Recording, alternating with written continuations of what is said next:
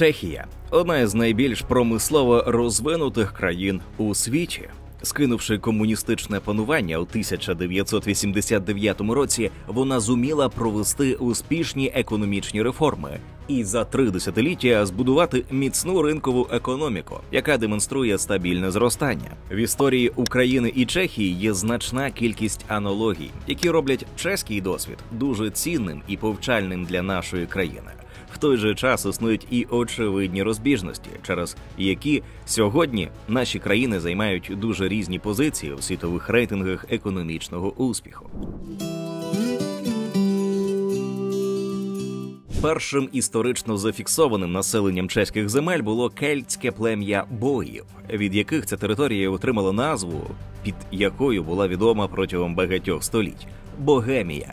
У VI столітті на ці землі починають приходити зі сходу слов'янські племена.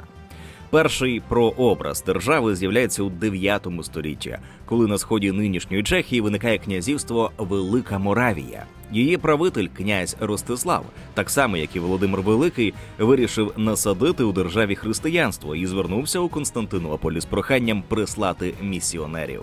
На це прохання до Моравії прибули брати Кирило і Мефодій, які охрестили самого князя і його підданих. На початку X століття Велика Моравія впала під натиском угорських племен, а на берегах Влтави почала підніматися нова держава – Чеське князівство. Князь Вацлав перейняв від Великої Моравії християнство, за що заслужив репутацію ченця на троні. На початку XI століття Чеське князівство стало частиною Священної Римської імперії, а коли в 1054 році відбувся остаточний розрив між католицькою і православною церквами, зробило ще один стратегічний вибір – повністю порвало стосунки із Константинополем і стало католицькою державою. Ці рішення зробили Чехію частиною західноєвропейської цивілізації і визначили її майбутнє аж до сьогоднішнього дня.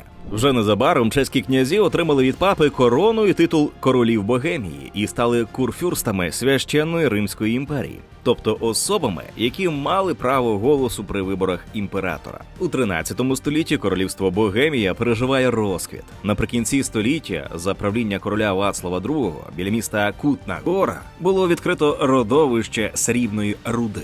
Це дало величезний поштовх для економіки Богемії. Король засновує в Кутній горі монетний двір, який починає карбувати монету – праський грош. Приваблені економічним розквітом, незабаром у Богемії з'явилися економічні мігранти з німецьких земель. Вони сприяли економічному пожвавленню у Чехії, але водночас і зміні етнічного складу цілих регіонів, що в довгостроковій перспективі стало джерелом небезпеки. У 20 столітті нащадки цих мігрантів, судетські німці, стануть проводом для однієї із найганебніших сторінок в історії європейської дипломатії – Мюнхенської змови і окупації Чехії гітлерівськими військами. Незабаром династія чеських королів обірвалася, і трон Богемії зайняла німецька династія Люксембургів. Її представника, король Карл IV, зумів переконати курфюрстів обрати його імператором. Відтак Прага під час його правління стала столицею не лише Богемії, але й майже усієї Європи. В цей час у Чехії відбувалися величезні зміни. Король значно розширив місто Прагу, до якої стікалося дворянство з усієї імперії. Збудував Карлів міст через Влтаву, який сьогодні є однією із візитівок Чехії. Собор Святого Віта, де відтоді відбувалися коронації чеських королів. Та, мабуть, найважливішою новацією Карла IV стало заснування у Празі університету, першого у Східній Європі. Дуже скоро Карлів університет став одним із найбільших осередків науки у Чехії і всій Європі. Засновуючи університет, Карл IV напевно не підозрював, що вже зовсім скоро в його аудиторіях зростуть ідеї, яким судилося потрясти не лише Чехію, але й всю Європу. Наприкінці 14 століття ступінь магістра вільних мистецтв в університеті отримує молодий богослов на ім'я Ян Гус. Вже невдовзі у Празькій Віфліємській каплиці він починає виголошувати проповіді, у яких засуджує пороки тогочасної католицької церкви, прагнення світської влади, продаж індульгенцій і посад у церковній ієрархії, стягування плати за християнські таїнства тощо. Крамольні проповіді й трактати Гуса привабили величезну кількість послідовників і стали причиною народних заворушень не лише в Богемії, але й по всій священній Римській імперії. Відтак і католицька церква, і європейські монархи були змушені шукати способів позбутися незручного опонента. Зрештою, вони пішли найкоротшим шляхом. Гус був викликаний на церковний собор у Констанці, засуджений за єресь і спалений. Страта духовного лідера дуже болюче відгукнулася у Чехії. Вона ніяк не зменшила народного незадоволення звичаями католицької церкви. Навпаки, рух послідовників Яна Гуса розширився і радикалізувався. У 1419 році обурений празький люд повстав і, зібравшись на площі, висунув вимогу про звільнення усіх ув'язнених за релігійні переконання. Влада, звичайно, відмовилася, і тоді розпалені міщани увірвалися до міської ратуші і повикидали непоступливих чиновників з вікна на списи повстанців. Так народилася одна із найбільш відомих політичних традицій Чехії, міцно вкарбована в її національну свідомість – дефенестрація, від латинського «de fenestra» – із вікна. Протягом наступних століть чехи ще не раз вдавалися до подібного способу вирішення конфліктів між владою і народом. Це дало початок гуситським війнам, які вирували у Чехії протягом наступних 15 років і значною мірою нагадували визвольну війну під проводом Богдана Хмельницького. Король Сігізмунд І разом із Римським престолом організували цілих 5 хрестових походів на повстанців, проте всі вони зазнали невдачі. Причому, за свідченням літописців, останній 5-й хрестовий похід завершився особливо безславно. 100-тисячне військо хрестоносців розсіялося без бою, лише дізнавшись про наближення гуситської армії. Втім, невеличка країна не могла вічно відбивати напади тодішньої об'єднаної Європи, тож гуситам кінець кінцем довелося піти на компроміс із католицькою церквою і погодитись на угоду, яка надавала їм рівні права із католиками і дозволила їм вільно сповідувати свою віру. Така віротерпимість була унікальним явищем у тогочасній Європі, де будь-який відступ від католицького канону карався на горло. Втім, те, чого не вдалося досягти війною, католицька церква пізніше надолужила м'якою силою. Завдяки тиску німецької влади вплив гуситів протягом наступних століть неухильно знижувався, і Чехія, яка стала піонером протестантського руху у Європі, є переважно католицькою країною. Через деякий час Чехія стала частиною зростаючої імперії Габсбургів. Хоча під владою цієї монаршої родини зібралось багато земель і народів, вони не мали наміру перетворювати новонароджену імперію на аморфне утворення на кшталт священної Римської імперії. Протягом кількох поколінь вони укріплювали у своїх володіннях централізоване управління, збудувавши кінець кінцем найбільшу на той час у Європі Австрійську імперію. Паралельно проводилося методичне знімечення підкорених земель, у тому числі й Богемії. Чеську мову було заборонено використовувати у державному управлінні, діловодстві, богослужінні, у пресі та літературі, у школах і університетах. Відтак вона опинилася майже у такому ж жалюгідному становищі, як і українська у Російській імперії – говірки неосвічених селян. До 18 століття Австрійська імперія була перетворена на централізовану абсолютну монархію – один з найконсервативніших режимів у Європі.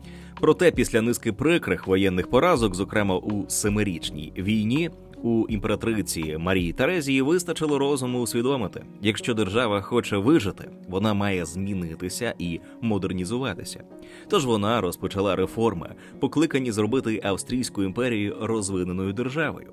Було запроваджено загальну шкільну освіту вперше у Європі, заборонено тортури, видано акт про віротерпимість. Син Марії Терезії Йозеф II пішов у реформах ще далі, створив судову систему, незалежну від уряду і місцевої влади, скасував кріпацтво і навіть заборонив смертну кару.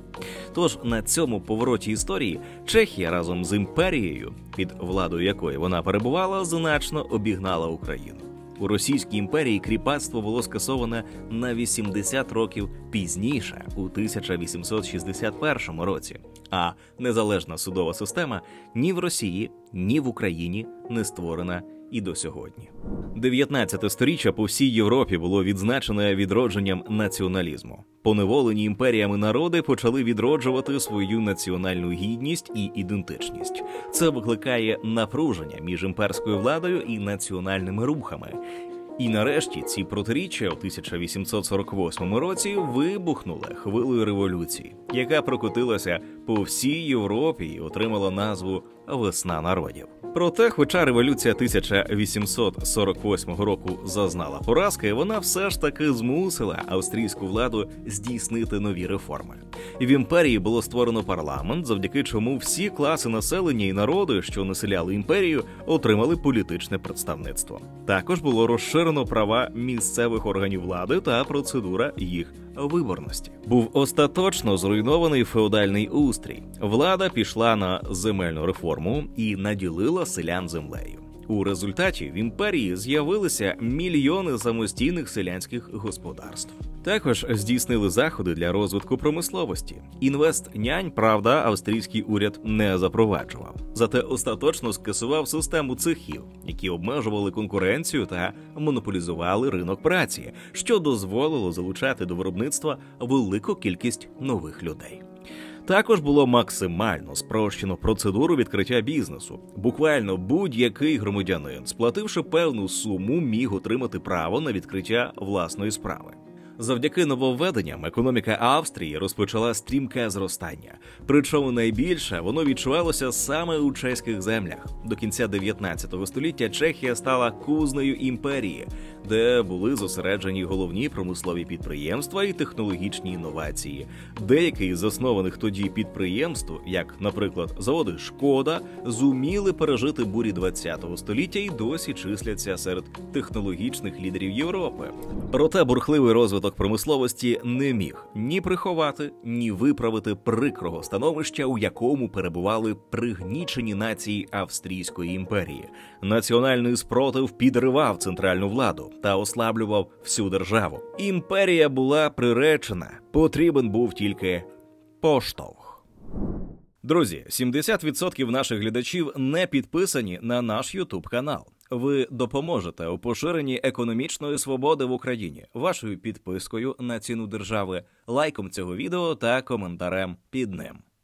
Також ми дякуємо усім жертводавцям, патронам та спонсорам на Ютубі. Кожна ваша гривня наближає в Україні економічне процвітання та добробут, адже ми не просто робимо відео, а просвіщаємо виборців, які обиратимуть справжніх реформаторів.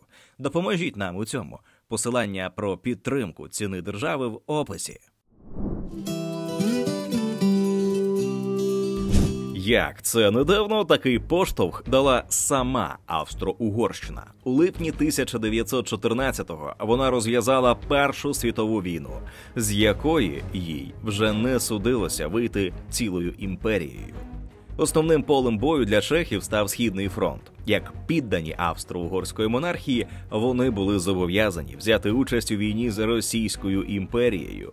Втім, із самого початку бойових дій стало ясно, що поневолені народи абсолютно не горять бажанням помирати за найяснішого цісаря.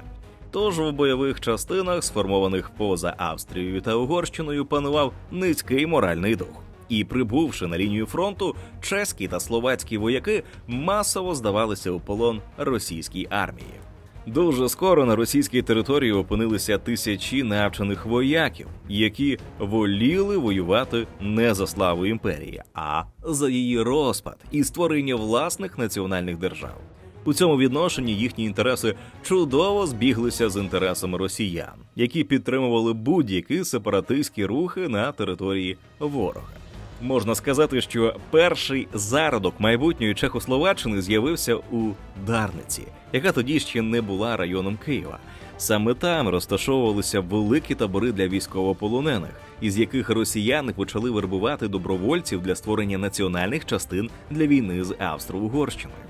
Справа пішла швидко. Австро-Угорщина оголосила війну Російській імперії 6 серпня, а вже 12 серпня почали формуватися перші підрозділи чеської дружини. 28 вересня на Софіївській площі у Києві отримав бойове знамено і прийняв присягу перший чехословацький стрілецький полк імені Святого Вацлава. Надалі Чехословацький легіон поповнювався дуже швидко. Солдати переходили на бік ворога цілими підрозділами. Відомі випадки, коли у полон здавалися цілі частини разом з офіцерами. Беручи участь у Першій світовій війні, чехи опинилися у тій же ситуації, що й українці. Розділені між ворогуючими імперіями народи мусили воювати самі з собою. Українці з Полісся і Слобожанщини сиділи в окопах навпроти українців з Галичини та Волині, а Чехословацький легіон вів бойові дії проти чехословацьких частин Австро-Угорщини. Наприклад, у битві під Зборовом у липні 1917 року брали участь два майбутніх президенти соціалістичної Чехословаччини – Клемент Готвальд у складі Австро-Угорської армії та Людвік Свобода у складі російської. Після більшовицького заколоту чехословацьке керівництво вирішило, що легіон не буде ні підтримувати нову владу, ні брати участь у боротьбі з нею. І взагалі більше не залишатиметься в Росії. Майбутній перший президент Чехословаччини Томаш Масарик домовився з урядами Антанти про перекидання легіону на Західний фронт. Правда, на заваді цьому став географічний фактор. Шлях до Франції перекривали Німеччина та Австро-Угорщина. Тож чехословацькі частини завантажилися в поїзди та рушили на схід. Пробиватись через територію Росії, де в цей час уже вирувала війна між численними більшовицькими та монархістськими арміями, довелося з боями. Проте нарешті легіону вдалося дістатися до Владивостока, а звідти кораблями через Америку евакуюватися до Франції. Тим часом Перша світова війна закінчилася, і на Паризькій мирній конференції було ухвалене рішення про заснування нової держави – Чехословаччини, яка крім нинішніх Чехії та Словаччини охоплювала також Закарпатську область під назвою Підкарпатська Русь. Тож вояки легіону змогли нарешті повернутися додому, ставши першою в історії людства армією, яка в ході війни здійснила кругосвітню подорож. Перша чехословацька держава проіснувала 20 років із 1918 по 1938 рік. Це була демократична парламентська республіка, яка забезпечувала свободу підприємництва, захист власності, дотримання прав національних меншин. У 30-х роках ХХ століття Чехословаччина залишалася єдиною в Центральній Європі демократичною державою в оточенні авторитарних і монархічних режимів. Вона успадкувала понад 80% промислового потенціалу Австро-Угорської імперії. І завдяки сприятливому політичному клімату і грамотній економічній політиці цей потенціал успішно розвивався. Цей розвиток перервався у 1938 році після Мюнхенської змови. Німеччина та Італія разом із Великою Британією і Францією примусили чехословацький уряд погодитися на анексію прикордонних територій, де проживали судетські німці та угорці. А всього через 166 днів після Мюнхенської змови з Чехословаччиною було остаточно покінчено. Решту чеських територій без бою окупувала Німеччина, утворивши на них протекторат Чехії та Моравії. У Словаччині утворено окрему державу, повністю залежну від Райху. Карпатська Україна спробувала оголосити незалежність, але за кілька днів була окупована угорськими військами. Активних бойових дій у розпал Другої світової війни в Чехії практично не було.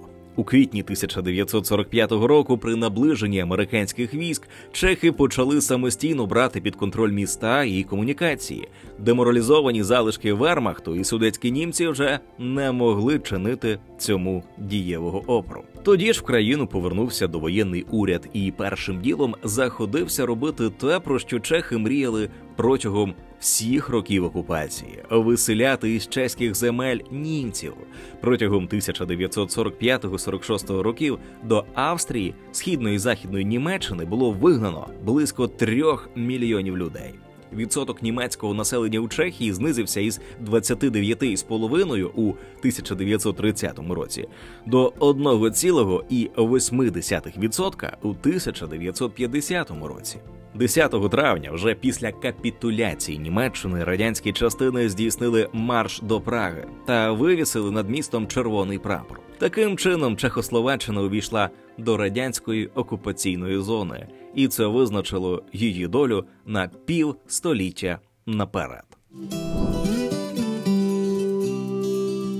Початково уряд, що повернувся з вигнання, відновив Першу республіку і дію демократичної конституції. Щоправда, територія її зменшилася. Сталін примусив чехословацький уряд відступити Закарпаття Радянському Союзу. Проте держава, що знаходилася під радянським впливом, не могла собі дозволити такої розкоші, як суверенітет, демократія і ринкова економіка. Спочатку Сталін примусив чехословацький уряд відмовитися від участі у плані Маршалла, що поставило Чехословаччину в жорстку залежність від СРСР. Після цього у лютому 1948 року прем'єр-міністр Клемент Готвальд, представник Комуністичної партії Чехословаччини, за підтримки радянських спецслужб здійснив державний переворот і встановив в країні комуністичний режим.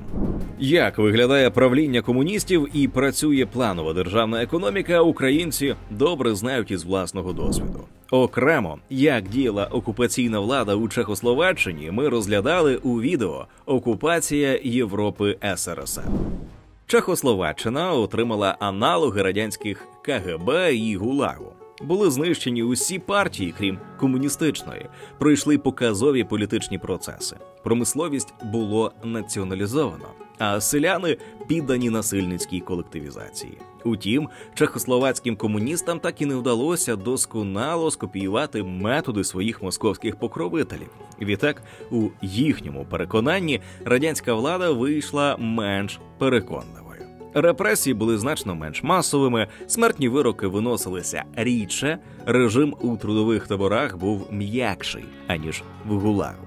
Крім того, Чехословаччина набагато менше була зруйнована війною, ніж сусідні підконтрольні Москві країни – Польща, Східна Німеччина, Угорщина. Тож промисловий потенціал значною мірою зберігся. Завдяки цьому за часів соціалізму рівень життя в країні ніколи не опускався до такого жалюгідного стану, як у Радянському Союзі. Тож Чехословаччина протягом всього часу панування комуністів була, як тоді казали, найвеселішим бараком у соціалістичному таборі. Звільнитися від обіймів старшого брата Чехословаччина змогла тільки наприкінці 1980-х років. Оскільки в той час у Радянському Союзі вже вирувала перестройка, контроль Москви над Чехословаччиною послабився, і це дало можливість для народних виступів з вимогами реформ. Події, які розгорнулися у Чехословаччині у листопаді-грудні 1989 року, пізніше були названі Оксамитовою революцією. Вони стали прикладом для ланцюга ненасильницьких революцій у Східній Європі, у тому числі й українських майданів. Оксамитова революція мала досить багато спільних рис з українською революцією гідності, так само, як і багато відмінностей, які характеризують різницю політичних культур у двох країнах.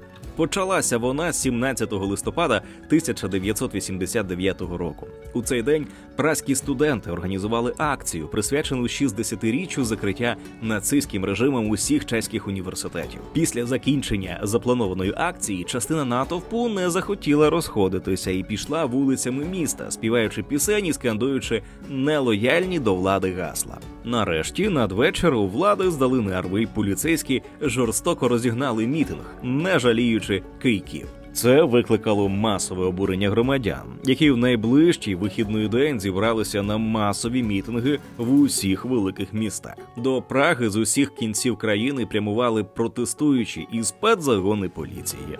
Акції протесту стали безперервними.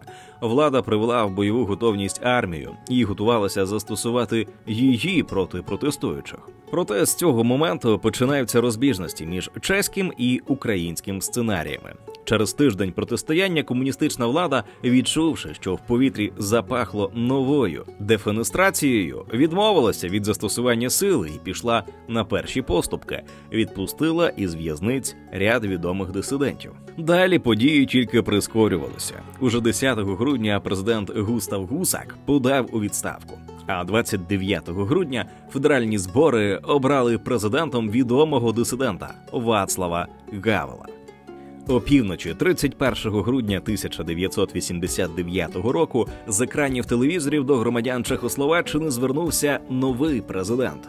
Оксамитова революція, найбільш мирна з усіх революцій ХХ століття, закінчилася. Після революції було засновано нову державу – Чехословацьку Федеративну Республіку. Утім, протрималася вона усього 3 роки. Із 1 січня 1993 року на міжнародній арені з'явилися 2 нові держави – Чехія та Словаччина.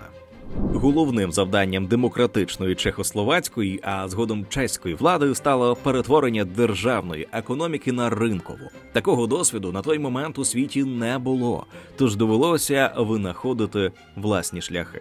Чеські науковці розробили 3 можливих сценарії таких перетворень. Перший передбачав чергову спробу побудови соціалізму із людським обличчям, переважно державної економіки із невеликим приватним сектором. Другий – поступово розтягнуту на роки трансформацію соціалістичної економіки у капіталістичну. Третя концепція передбачала шокову терапію, блискавичні зміни в усіх сферах економіки.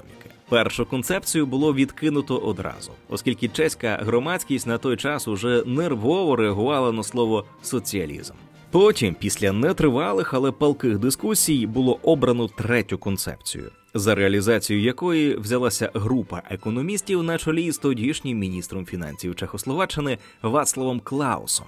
Хоча реформи планувалося проводити швидко, вони не мали бути хаотичними. Тож, перш ніж братися до справи, уряд розробив цілісний план дій на найближчі роки. У кінці 1990 року цей план був ухвалений парламентом, а із 1 січня 1991 року стартували реформи. Найголовнішим елементом побудови ринкової економіки мала стати приватизація державної власності. У Чехії вона була розділена на 3 частини. Перша – реституція – повернення колишнім власникам майна, конфіскованого комуністичною владою. Вона почалася негайно після повалення комуністичної влади у 1990 році. У рамках цього закону значна кількість об'єктів нерухомості повернулася до своїх колишніх власників. Це позитивно вплинуло на зовнішній вигляд чеських міст, оскільки за роки комуністичного правління більшість історичних будівель були занедбані, а відновлені власники подбали про їхній ремонт.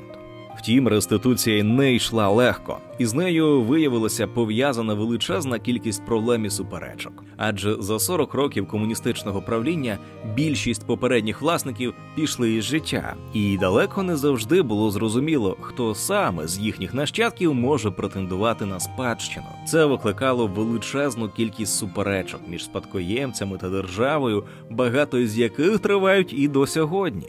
Наступним етапом була, власне, сама приватизація, продаж державних підприємств. Її планувалося провести якнайшвидше, для того, щоб уникнути такого явища, як передприватизаційна агонія. Керівники державних підприємств, які підлягають приватизації, розуміючи, що вони не збережуть своїх посад, неминуче втрачають інтерес до роботи, запускають справи, заганяють підприємство в борги та безбожно крадуть. Тож чим швидше об'єкт буде приватизований, тим у кращому стані він буде знаходитись і тим більшу суму за нього можна буде виручити. Відтак, на малу приватизацію було відведено усього 3 роки – із 1991 по 1993. На торги виставлялися невеликі об'єкти – магазини, заклади харчування і побутових послуг, готелі, майстерні тощо. Їхня вартість складала в середньому близько 1,5 мільйони крон, або $50 тисяч за курсом тих років. За розрахунками уряду, така ціна дозволяла претендувати на їх покупку громадянам Чехословаччини, які мають заощадження або можливість отримати банківський кредит. Об'єкти приватизувалися виключно на аукціонах. Переможець отримував підприємство в чистому вигляді, без боргів, які були у нього на той час. Це давало новим власникам розпочати бізнес практично з нуля. Загалом, за 3 роки по всій країні було продано понад 23 тисячі об'єктів. Неважко здогадатися, що на приватизаційні аукціони з'явилися не лише сумлінні громадяни зі своїми трудовими заощадженнями. Можливість безперешкодного придбання легального бізнесу привабила значну кількість брудних грошей.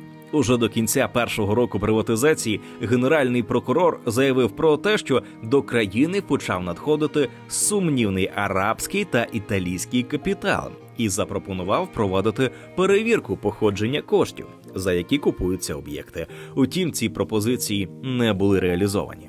Відтак, мала приватизація мала очевидні позитивні наслідки. Практично миттєве пожвавлення роздрібної торгівлі, яка в соціалістичній державі перебувала в жалюгідному стані.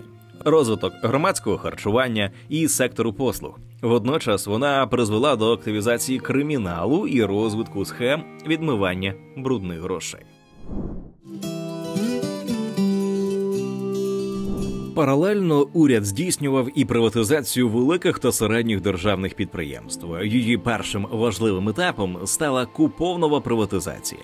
Вона проходила у два етапи. Перший відбувся у 1992 році в рамках ще спільної чехословацької держави. Другий – у 1994 році тільки в Чехії. На відміну від українського аналога, купонова приватизація у Чехії не була безкоштовною. Громадянин, який бажав взяти у ній участь, повинен був заплатити 1035 крон. Це $35. 1000 крон як плату за майбутні акції і 35 за чекову книжку із 10 купонами по 100 крон. Купони можна було поміняти на акції підприємства, які пропонувалися на приватизацію, або на акції інвестиційних фондів. Ці фонди пропонували громадянам, чия економічна грамотність була на дуже низькому рівні, допомогу в інвестуванні своїх купонів в найбільш прибуткові та перспективні підприємства. І чехи охоче користувалися цією допомогою. На першому етапі приватизації довірили свої купони інвестиційним фондам 72% громадян, а на другому – 64%. Звичайно, серед інвестфондів виявилося досить багато шахраїв, які просто обдурили своїх вкладників. Найбільш гучний скандал розігрався навколо Гарвардського інвестиційного фонду, який, попри гучну назву, жодного стосунку до Гарвардського університету не мав. У своїй рекламній кампанії він обіцяв удесятерити суму, вкладену на купонову книжку, і через певний термін виплатити громадянам 10 350 крон. Завдяки цьому фонду вдалося зібрати понад 1 мільйон чекових книжок. Їхні власники досі чекають обіцяних виплат. Тим часом засновник фонду Віктор Кожелий успішно переховується від чеських та американських судів в офшорі на Багамських островах. Найпоширенішим способом інвестиційного шахрайства, яке застосовували фонди, було тунелювання. Суть його полягає в тому, що, отримавши контроль над державним підприємством, власники фонду переводили усі наявні в ньому кошти і активи на власні фірми, а потім оголошували його банкрутом, залишаючи державі клопоти зі знищеним підприємством, його трудовим колективом і мільйонами обдурених вкладників. Купонова приватизація на початку 90-х років пройшла у низці посткомуністичних держав, в тому числі і в Україні. Вона була даниною соціалістичній ідеології та пов'язаній з нею пристрастю усе поділити. І в усіх, без винятку, випадках ця акція закінчилася повним провалом. У жодній країні вона не призвела до появи народного капіталізму чи цивілізованого фондового ринку. Натомість з'явилися масові шахрайські схеми, розграбування підприємств і зростання соціальної напруги. Невдачі зазнала купонова приватизація навіть в тих випадках, коли вона була проведена більш-менш цивілізовано і не призвела до банкрутства підприємств. Дрібним власникам все одно не вдалося ні взяти участі в управлінні акціонерними товариствами, ні взагалі утримати акції у своїй власності. Наприклад, у 1992 році в обмін на купони було приватизовано 37% акцій найбільшого чеського банку – Чеська Спожительна, аналога українського Ощадбанку. Проте вже до 2002 року австрійському Ерсте банку вдалося викупити практично всі ці акції і стати одноосібним власником банку. Відтак, не сподіваючись на ефективність концепції народного капіталізму, чеська влада не стала виставляти на цю приватизацію найбільш цінні підприємства – локомотиви чеської економіки. Для цих підприємств уряд сам підшукав нових власників, які б могли принести інвестиції та забезпечити виведення продукції на світовий ринок. Так, наприклад, у публічному конкурсі на придбання підприємства «Шкода Авто» брали участь провідні світові виробники, включно з BMW, Fiat і General Motors. До фіналу вийшли французька Renault і німецький Volkswagen. Renault пропонувала розгорнути в Чехії виробництво власних моделей автівок. Водночас Volkswagen вийшов із масштабною пропозицією зберегти найвідоміший чеський бренд, забезпечити розробку і виробництво власних моделей. Відтак перемога дісталася німцям, і сьогодні Шкода є квітучим підприємством у складі Volkswagen Group і однією із провідних автомобільних марок світу. Різницю між таким способом приватизації і продажем за купони ілюструє доля іншого популярного автомобільного бренду Татра. Приватизоване купонним методом акціонерне товариство Татра опинилося в руках інвестиційних фондів, які не зуміли забезпечити ефективного управління.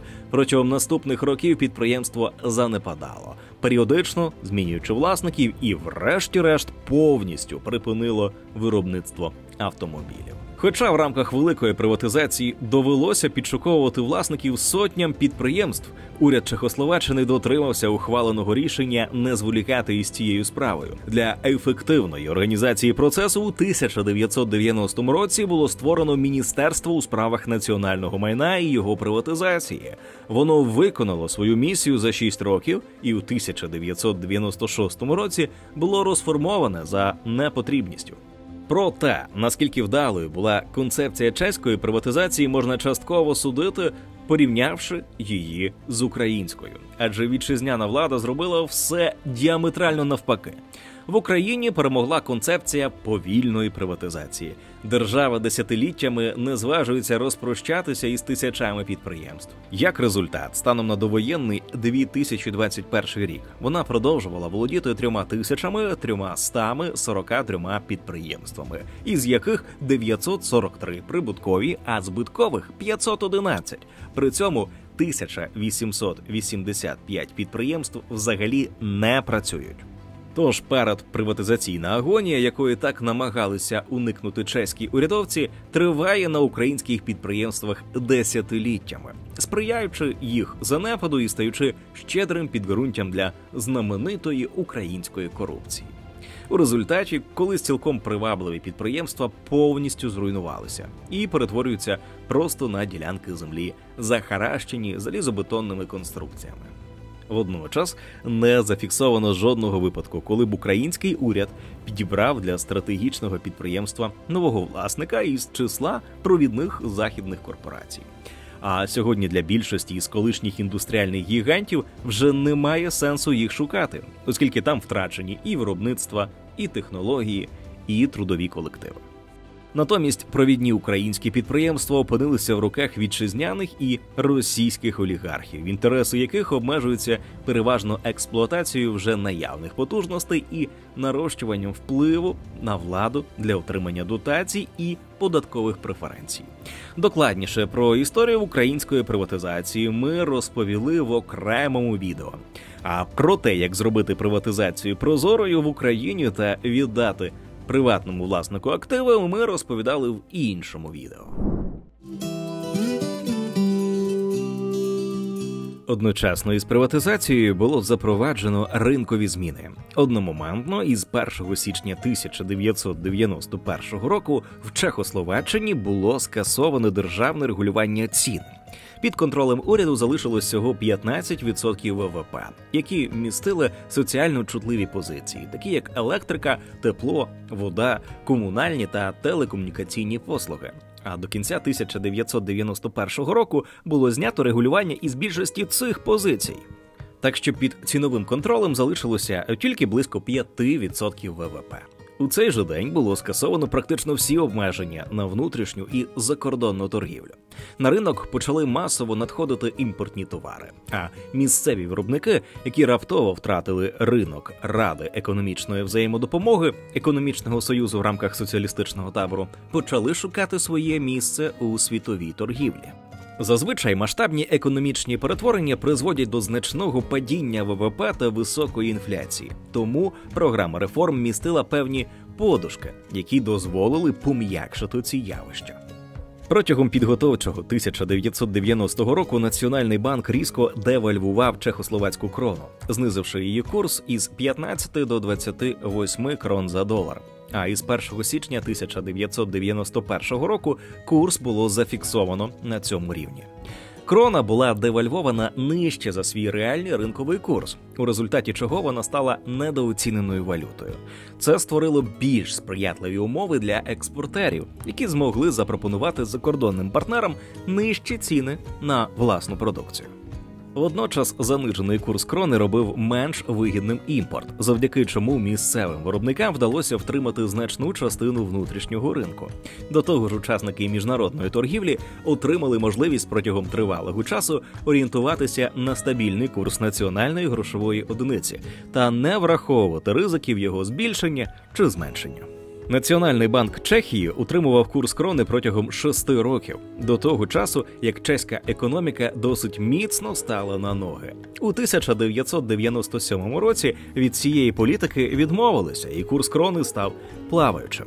Проте падіння національної валюти внаслідок цього не відбулося. Навпаки, вона укріпилася. На сьогодні курс крони складає близько 23 крон за долар. Зміни також дали поштовх інфляції. Для того, щоб її стримати, уряд впровадив практику стримування зростання зарплат. Переважно цього було досягнуто завдяки трьохстороннім переговорам між урядом, роботодавцями та профспілками. Аргументи уряду полягали в тому, що реформи будуть стрімкими, а труднощі тимчасовими. І більшість працівників і підприємств з такою логікою погодилися. А для тих підприємств, які все ж таки вирішили не підкоритися загальній політиці і підвищити зарплати понад встановлений рівень, було впроваджено спеціальний податок. Уряд України і тут вчинив навпаки. Пристрасть до різного роду індексацій і неврівноважена монетарна політика призвели у 90-х роках до гіперінфляції, у результаті якої зарплати громадян на момент впровадження гривні обчислювалися десятками мільйонів карбованців. Усі ці заходи призвели до того, що Чехія хоч і зазнала значного економічного спаду, втративши близько 12% ВВП, проте пережила його легше, ніж інші східноєвропейські країни. Падіння вдалося зупинити вже в другому кварталі 1992 року, після чого почалося поступове економічне зростання. Міжнародний валютний фонд визнав чеську програму трансформації командної економіки в ринкову найбільш успішною серед аналогічних програм і сьогодні рекомендує подібні методи іншим країнам. Неодмінною частиною економічних перетворень у Чехії стала підготовка країни до вступу в Європейський Союз. Цей шлях країна пройшла за 13 років і була прийнята до складу організації у квітні 2004 року після референдуму, на якому більшість громадян висловилися за вступ до Союзу. Головним мотивом приєднання до Європейського Союзу для Чехії став безперешкодний доступ до європейського ринку, що є важливим для експортно орієнтованої економіки країни. Країна експортує понад 80% свого ВВП, тож відсутність торгівельних бар'єрів є важливим для неї фактором. На відміну від України, яка експортує переважно збіжжя і сировину, основними предметами експорту Чехії є промислові товари. Країна зберегла статус кузні Європи, завойований іще у 19 столітті. І сьогодні разом з Ірландією є країною, у якій промисловість виробляє найбільшу частку ВВП у Європі. Основні предмети її експорту – транспортні засоби, промислове обладнання і компоненти, телекомунікаційне обладнання і продукція хімічної промисловості. 80% чеського експорту припадає на країни Європейського Союзу. Найбільшими торговими партнерами є Німеччина, Словаччина, Польща та Франція. Основними предметами імпорту Чехії є верстати і транспортні засоби, необхідні для роботи промисловості. Майже половину цих товарів республіка отримує з Німеччини та Китаю. Також Чехія імпортує енергоносії і промислову сировину. Після повномасштабного російського вторгнення експорт із Чехії до Росії та Білорусі різко впав через накладені на ці країни санкції. Водночас торгівля з Україною продовжується, і несподівано для самих чеських промисловців експорт до нашої країни скоротився всього на 8%. Натомість на 225% зріс чеський експорт до Казахстану, що іще раз підтверджує, що ця країна використовується агресором як канал для обходу санкцій. Ще одним важливим фактором, який забезпечує інвестиційну привабливість економіки, є безпека. Підприємці неохоче вкладають свої гроші в країни, де їхні активи можуть бути втрачені. Тож чеські уряди одразу після виходу країни з-під радянського впливу ретельно дбали про те, щоб бізнес відчував себе захищеним. Безпеку від зовнішнього нападу Чехії надає участь у блоку НАТО, до якого країна вступила у 1999 році. Внутрішню ж безпеку забезпечують демократичний державний устрій, ефективні правоохоронні органи, незалежні суди і засоби масової інформації. Вступ до НАТО є імпульсом іноземним інвесторам для приходу в країну. У Чехії приплив іноземних інвестицій за рік після оголошення про вступ до НАТО збільшився у 3,5 рази. В економіку Чехії у 1997 році, час оголошення рішення про вступ у НАТО, іноземні інвестори вклали 4 мільярди доларів. У 1998-му – 9,8 мільярдів, а у 1999-му, це рік вступу, майже 13 мільярдів доларів. Ці зусилля дали хороший результат. Зараз Чехія займає 12-ту позицію у світовому індексі миру, який публікує Міжнародний інститут економіки та миру. Цей індекс враховує численні внутрішні та зовнішні чинники, такі як ймовірність зовнішньої агресії, стосунки із сусідніми державами, стан злочинності, стабільність державної влади, кількість терористичних актів і насильницьких акцій. Тощо. Україна, яка сьогодні є одним із найбільш небезпечних місць у світі, у цьому рейтингу знаходиться на 159-му місці, посередині між Конго та Афганістаном. Втім, і до початку російської агресії вона ніколи не потрапляла на високі місця. Найвищої позиції наша держава досягла у 2011 році, коли опинилася на 69-му місці. Причиною цього є досить високий рівень економічної злочинності та відсутність незалежної судової системи, яка б дозволяла захистити власність у випадку посягань на неї із боку рейдерів чи держав. Економічному розвитку Чехії також сприяє відносно невисокий рівень корупції. В індексі сприйняття корупції, який публікує міжнародна організація Transparency International, вона у 2023 році зайняла 41-шу позицію. Не предмет для гордості, але міцний середній показник. Тоді як Україна перебуває у нижній частині списку, поділяє 104-те місце з Алжиром, Бразилією та Сербією. Усі ці обставини сприяли тому, що економічний розвиток Чехії був набагато динамічнішим, ніж в Україні. За даними Світового банку, ВВП на душу населення в Україні у 2023 році був у 3,93 рази вищим, ніж у 1994-му і склав $18 тисяч. У Чехії ж за цей період ВВП зріс у 4,2 рази і склав у 2023 році $53,8 тисяч на душу населення, що майже в 3 рази більше, ніж в Україні. Звичайно, вищий національний дохід дозволяє чехам користуватися вищим рівнем добробуту, ніж українцям. Вони мають доступ до якіснішої освіти та медицини, отримують вищу платню, користуються якіснішими послугами та можуть розраховувати на високу тривалість життя. Усі ці показники враховуються при визначенні індексу людського розвитку, який обраховує програма розвитку Організації Об'єднаних Націй. Рейтинг ООН ділить країни на 3 групи за цим показником. Країни з дуже високим і низьким рівнем розвитку людини. Чехія у 2022 році належала до першої групи та займала 32-ге місце у світі. Україна потрапила в другу групу і зайняла 100-те місце. Водночас далеко не всі реформи в Чехії вдалося провести швидко та успішно. Попри неодноразові спроби влади, країні так і не вдалося докорінно змінити підхід до пенсійного забезпечення. У Україні на сьогодні існує солідарна пенсійна система, дуже подібна до тієї, яка є в Україні. Пенсія працівникам нараховується після досягнення пенсійного віку і при наявності необхідного трудового стажу, який складає 35 років. В Україні – 30 років. Крім того, жінки отримують надбавки залежно від кількості народжених і вихованих дітей.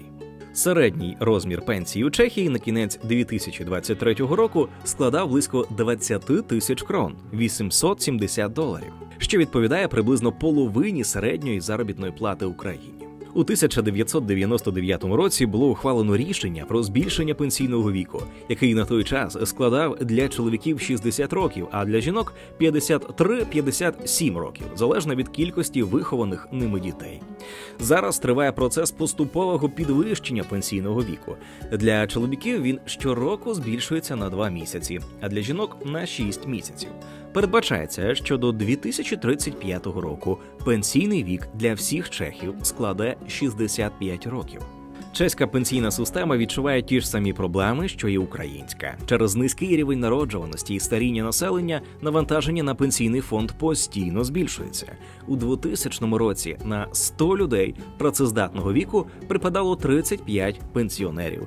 У 2024-му уже 40. І за прогнозами демографів, до 2045 року на 100 працівників припадатиме вже 59 пенсіонерів. В Україні ситуація ще гірша. Кількість працюючих – 16 мільйонів, та кількість пенсіонерів – 12 мільйонів. Майже співпадає.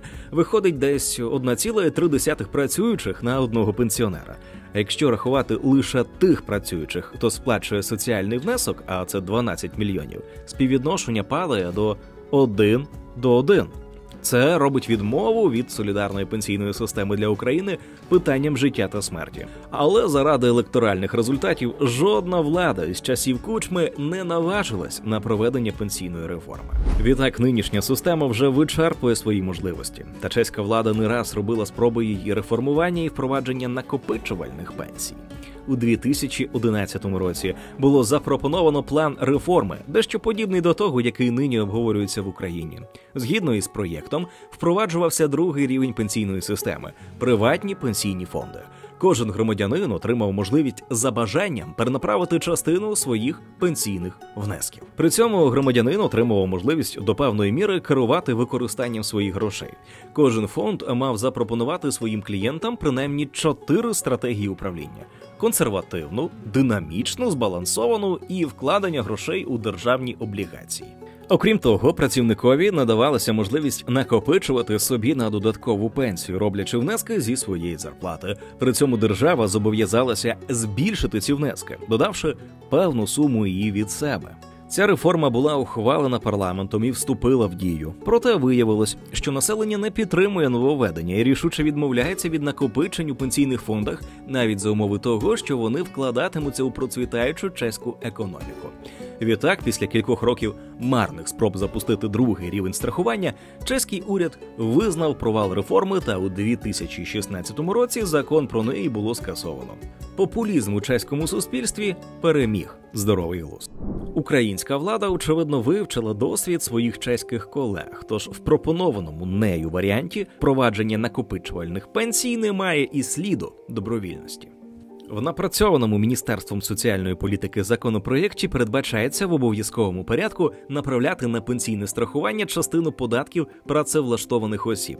Із 22% сплаченого єдиного соціального внеску відправляти на накопичувальну систему 2% та з 18% податку на доходи фізичних осіб 3% перенаправляти на обов'язкову накопичувальну пенсію. Ці гроші будуть надходити в управління спеціального пенсійного фонду, який створить український уряд. І якщо законопроєкт буде ухвалений Верховною Радою, міністерство планує запуск другого рівня пенсійної системи на 2026 рік.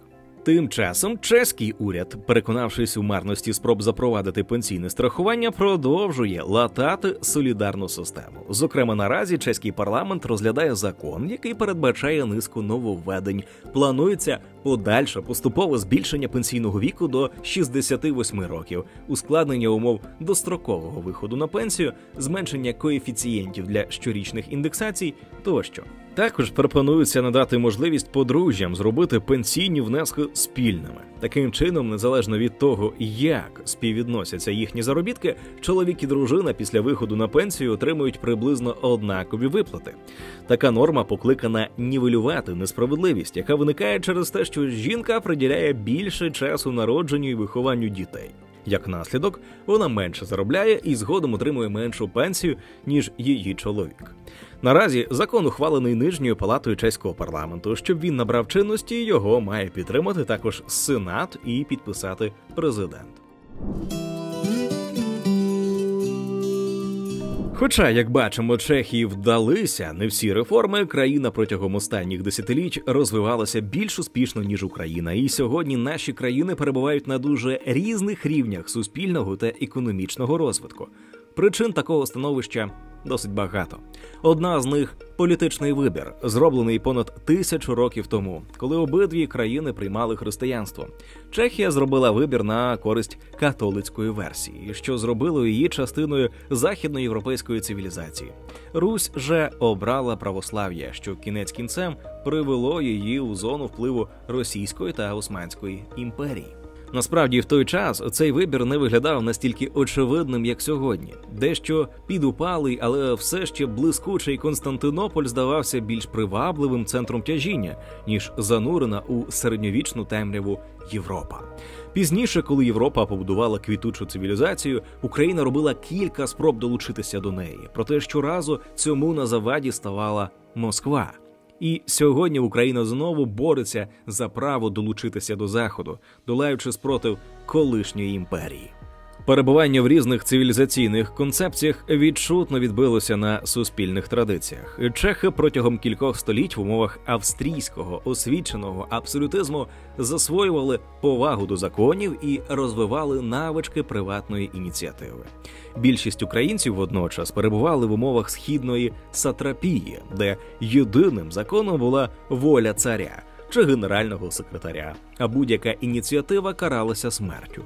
Це неминуче вплинуло на національний світогляд. Більшість громадян України досі зневажають закони, в прагненні справедливості покладаються не на правоохоронну систему, а на керівництво держави.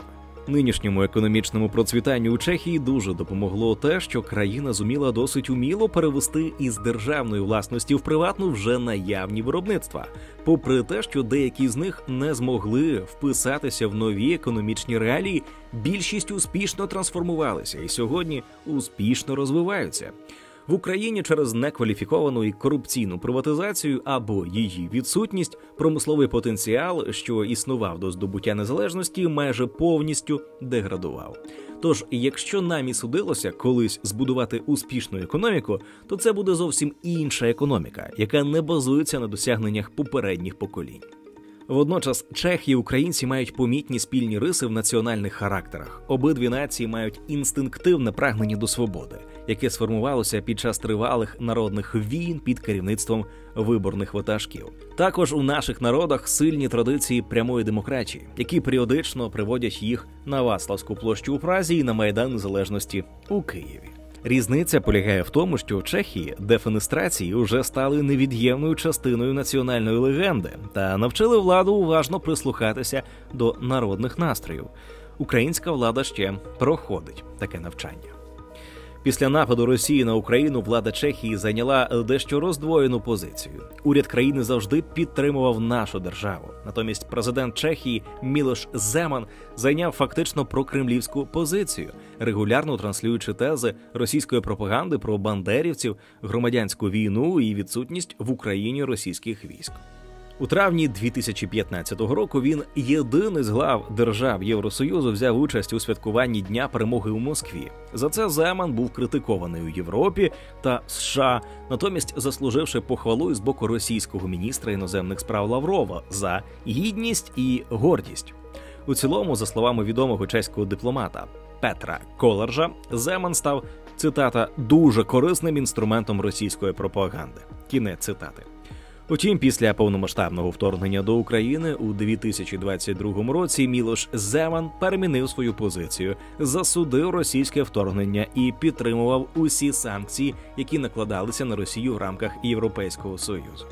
У березні 2023 року Земана на посаді змінив Петр Павел, який рішуче підтримує Україну в її визвольних змаганнях не лише на словах. З огляду на те, що європейська промисловість не справляється із виробництвом необхідної Україні кількості боєприпасів, він висунув і реалізував ініціативу щодо закупівлі 1 мільйона артилерійських снарядів у третіх країн. Ініціатива виявилася успішною. Постачання додаткових боєприпасів дозволило Збройним силам України помітно скоротити дефіцит боєприпасів на фронті. Відтак сьогодні в особі Чехії Україна має одного з найбільш послідовних і надійних союзників у боротьбі за свою незалежність. Ми уважно читаємо ваші коментарі. Напишіть, які ще чинники вплинули на економічний успіх Чехії. Це відео було створено завдяки підтримці Atlas Network. Думка авторів відео не обов'язково має збігатися із Atlas Network. Підтримайте поширення якісного україномовного відео від ціни держави. Підпишіться на канал, залиште коментар під відео та поставте вподобайку.